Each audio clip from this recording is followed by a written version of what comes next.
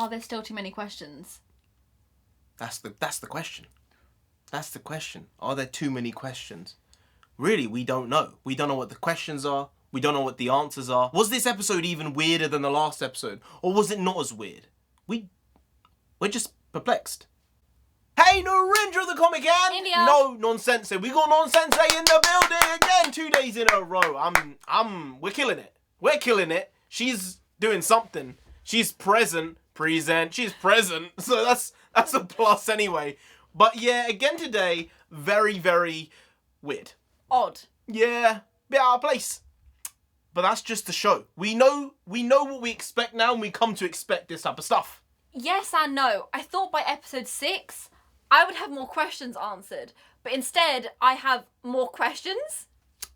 I think that's kind of the vibe they're going for. They're going for confused.com and not allowing any answers out. They don't want any answers until episode 8.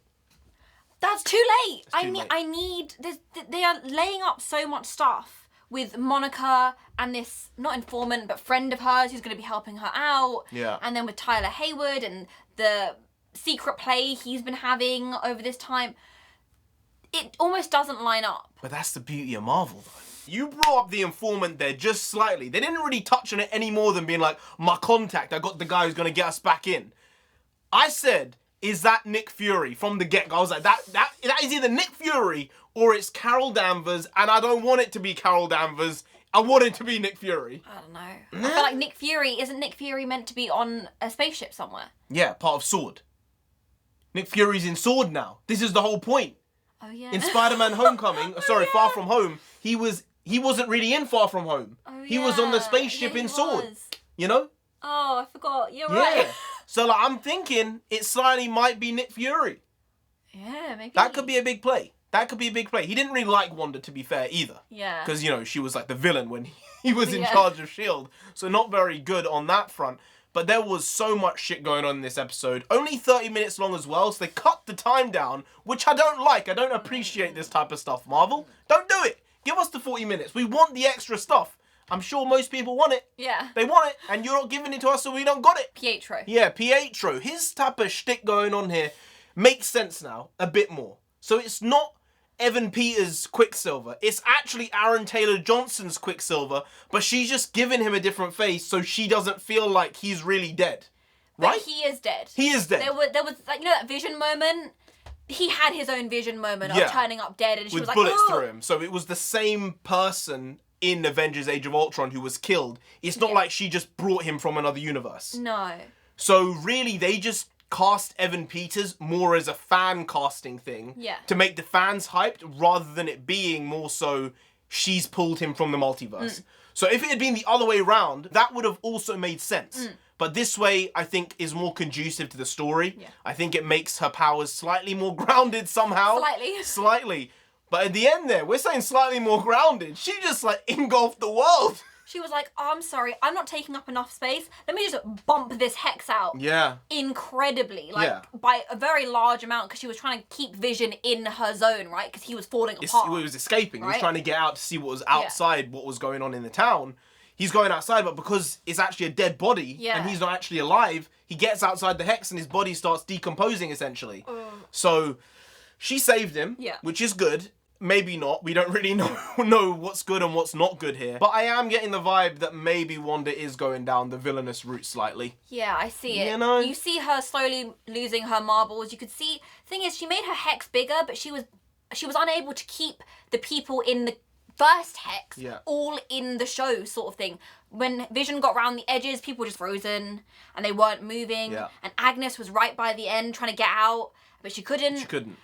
And all these things, so she's made it bigger, but it's becoming more and more unstable, and it wasn't exactly stable to begin with. Exactly, that's the problem. It wasn't stable to start with because there were glitches while the whole story was going on, but now she's made it bigger. It's uncontrollable for her. So this is something which could really implode very quickly. And I think it kind of works with the story because the way there's only 2 episodes left, and this is kind of the climax now, it's the resolution.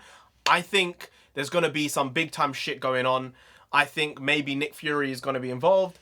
I think Monica Rambeau is actually going to turn into a superhero like she is in the comic books, and maybe she's going to be the one who actually ends up taking down Wanda in the show.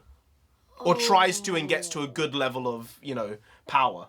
But how would she be able to do that in such a small amount of time? Photon? Yes. But her mum was named Photon on the plaque. I know, that was her, like, nickname. But the character is actually a superhero who was basically, like, the first female Captain Marvel. Oh. Like, Carol Danvers isn't actually the first female Captain Marvel. Captain Marvel was a male character back in the day for Marvel, even though there was a DC Captain Marvel, Shazam. Yeah. He's number one. But then there's male Captain Marvel, which is Marvel, not Marvel, and he's a Kree, I believe, or he's a Kree, I think. I can't remember now. And he basically gives his powers to Carol Danvers through one way or another or something. She gets like photon powers and shit like that, and then she also has photon powers as well. It's mad shit, all right. It's comic books. What do you want? It's all incestuous and shit. It's true. It's true. It's true though. It's like a bloody EastEnders on crack. I can't say crack, it's EastEnders on, like, Cheese Whiz. You know? But yeah, this episode was a bit nuts. I like Jimmy Woo still. Yeah. I still like him. I still like Monica Rambeau. Monica Rambeau. Monica. But Kat Dennings again. Your delivery. My gal, it's not there. No, you know, Kat Dennings, fine. You know what? You became an astrophysicist. When did you become a top-level hacker?